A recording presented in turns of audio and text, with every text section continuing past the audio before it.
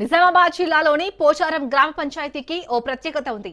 గ్రామం ఏర్పడినప్పటి నుంచి ఇక్కడ ఏకగ్రీవంగా సర్పంచ్ ను ఎన్నుకుంటున్నారు. ఈ గ్రామ పంచాయతీ 1984లో ఏర్పడగా మొదటి సర్పంచ్ గా బూదయ్య ఏకగ్రీవంగా ఎన్నికయ్యారు. అప్పటి నుంచి సర్పంచ్లతో పాటు వార్డు సభ్యులు అందరూ ఏకగ్రీవంగానే ఎన్నికవుతూ వస్తున్నారు.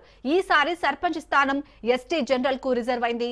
ఎప్పటిలాగే ఆనవాయితీ కొనసాగిస్తూ పంచాయతీ పాలక వర్గాన్ని ఏకగ్రీవంగానే ఎన్నుకుంటామని గ్రామస్తులు చెబుతున్నారు.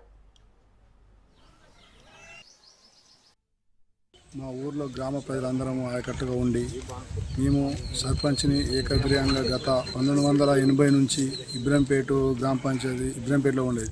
ఆ నుంచి ఇక్కడ పోచాన్ని తీసుకొచ్చిన నుంచి ఇప్పటి వరకు మేము ఏకగ్రీవంగానే 7 సర్పంచులు అయినా కూడా ఏకగ్రీవంగానే చేసుకున్నాము. ఇప్పుడు కూడా అలాగే ఏకగ్రీవంగానే చేసుకుంటామని గ్రామ ప్రజలందరం ఆయకట్టుగా మాట్లాడుకొని రాబోయే ఎలక్షన్లు కూడా మేము ఎలక్షన్లు కాకుండా ఏకగ్రీవంగా చేసుకుంటామని మేమందరం ఆయకట్టుగా ఉన్నాము. డిస్ట్రిక్ట్ సర్పంచ్ వచ్చింది, ఇప్పుడు కూడా ఏకగ్రీవంగా మాట్లాడుకున్నాము.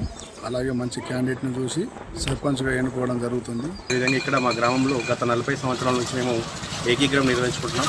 దానికి ఏకైక కారణం మా దైవ సమానులు పోచారం సార్ గారి యొక్క మార్గదర్శకత్వంలో మేము గ్రామ అభివృద్ధికి ముందు సాగుతున్నాం.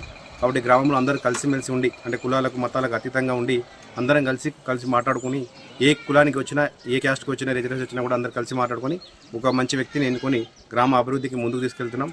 ఇదంతా దీనికి కారణం మా పోచారం సార్ గారి. మా గ్రామ ముద్దుబిడ్డ మాజీ తెలంగాణ స్పీకర్ పోచారం శ్రీనివాస్ రెడ్డి గారు వారి అడుగుజాడలు నడుస్తూ గ్రామాన్ని అభివృద్ధి చేసుకుంటూ ఏ ఇబ్బందులు లేకుండా అందరం కలిసిమెలిసి ఉండాలనే ఉద్దేశంతో పోచారం గ్రామంలో అన్ని కుల మతాలు ఏకమై ఈ సర్పంచ్ ఏకగ్రహం చేసుకోవడం ఆనవాయితీగా వస్తుంది. ఎందుకంటే ఆయన చేస్తున్న అభివృద్ధికి చూసి మరియు ఆయనకు మేమేమి చేయగలుగుతాం, ఒక చిన్న పల్లెటూరిని ఎక్కడో తీసుకెళ్లి పెట్టిండు.